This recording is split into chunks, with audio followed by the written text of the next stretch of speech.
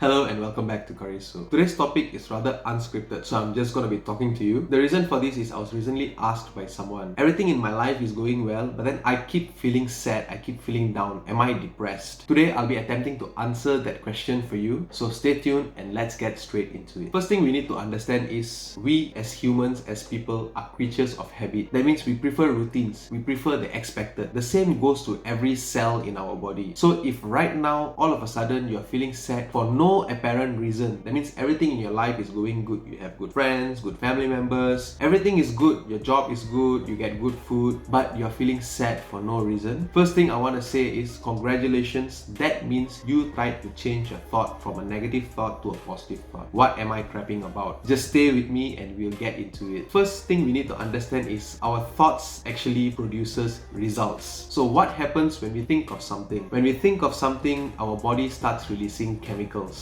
And these chemicals seep out throughout all our cells, everywhere. That's why the body is called the unconscious mind. You can think something up here, but the effect of it will be shown in your body. And when you think about something with a strong emotion involved, let's say you're just sitting down and all of a sudden you thought about your friend who pissed you off 10 years ago. The emotions there are so real, your body is going to be releasing even more of these chemicals. And you're going to really feel the rage. Sometimes you can even be shaking in anger because you don't like that person for something which happened 10 years ago. You probably never even met this person after that. And this is because the brain does not know what's real and what's imagined. A simple experiment done was with athletes. They asked an athlete to run a 100-meter dash and they checked what muscles were fired in his body. And then they asked the same athlete to sit down and think about running the 100-meter dash. And guess what? The same muscles fired again. They thought a bunch of people to play scales on a piano and asked them to practice every day for 2 weeks. And they thought another batch of people the same scales and they said, you don't practice, you just imagine practicing it every day for 2 weeks. And when they came back, both of them produced the same results. What does this tell us? The brain doesn't know what's imagined and what's real. If you're imagining something to your brain, that's real for you. So if you've been unconsciously feeling sad for a long time, when even small things bother you a lot, your body will start getting used to it. That means every time you feel sad and the emotion is there, your brain is going to start releasing chemicals to your body and your body is going to get addicted to those chemicals. And all of a sudden, you decided that you want to be a positive person. I think this event occurred because of the new year. Everyone has New Year's resolution. So this person wanted to have more positive thoughts in their life, which is a good thing. But when you think positively, you're going to feel relieved at the moment. You're going to feel relief. You're going to feel good. You're going to feel very positive at the moment. But over time, just like an addict, your body is going to start asking for those sad chemicals again. They're going to be wondering, why is this person thinking something totally different? This is not what we are used to getting. Give us back our drugs. This is why when everything is going well in your life, when nothing is going wrong, everything is fine, all of a sudden you feel sad. You just sit down watching TV and when your mind goes blank, immediately something negative comes through. You just feel sad. You just think about something which is bad for you. You just think about the negative thoughts you used to think about. So what can you do for this? A very simple technique that I can give you is be conscious of your thought. It's easier said than done, I agree. But if you're not going to do anything at all, nothing is going to change. Another few weeks, we will just revert back to our negative self. And if we are just doing what we are used to, the result we're going to get in our life is pretty much predictable because whatever we thought brought us to what we are now. So if we are going to think the same thoughts again and again, it's just going to bring us back to wherever we are. The same result is going to happen over and over again. Nothing's going to change. Just like what Einstein said, or people said that Einstein said, doing the same thing over and over again and expecting a different result is the definition of insanity or lunacy or one of it. I don't know which one. So what can we do to be more conscious of our thoughts? The one thing that I can recommend to you, which I practice myself, is meditation. Don't worry, it's not one of those mumbo jumbo videos where I'm going to teach you about spirituality and whatnot. No, I'm going to be very practical with you. What meditation means is becoming familiar with, and in this case, becoming familiar with our mind, with the thoughts which often occurs in our mind. So when we sit down and we close our eyes, we are reducing sensory input which goes into our brain. And then you plug in headsets, put a soft music in the background, you're reducing even more sensory information which is going inside your brain. And when this happens, when there's no sensory information coming into your brain, your entire existence is defined by what goes on inside your brain. This is the point of observation. You just have to sit there and get familiar with what sort of thoughts come into your mind. Trust me, it's not easy to have a blank mind. It almost never happens. We have like 50 to 60,000 thoughts a day, and while meditating, there's no like special special exemption where thoughts don't come in. Thoughts are still gonna come in. But this time, you are the observer. You're not following those thoughts. You're not following those emotions. You just have to sit there and see, okay, this thought seems negative. Okay, this thought seems positive. Don't follow the thought. Just observe them. Just know what's happening. What's going to happen when you do this? After your meditation practice, maybe it's 5 minutes, 10 minutes, 20 minutes, depending on you. When you go out to your daily life, in your normal life, it's going to be easier to become conscious of what happens in your mind. Like when you're watching TV or when you're driving, all of a sudden a thought comes. Now you know how to detect it. Now you know whether it's a positive thought or a negative thought. If it's a negative thought, reject it immediately. Just ignore it. Stop following it. Stop giving more energy to it. And if it's possible, try to think about something more positive. Your goals, your dreams, your aspirations. Think about these things. It'll keep you more motivated and more uplifted. I hope this video was of value to you. You learned something. I know it's not the usual videos I make, nothing to do with medical stuff, but I just wanted to share this with all of you. If you never knew about this before, now you know. And if you learned anything from this video, you found this video to be valuable, you think it'll help someone you know, please do share it with them and ask them to watch it. And if you haven't subscribed to us, go ahead and smash that subscribe button right there. And until the next informative video in anything you do, do your best and be the best version of yourself.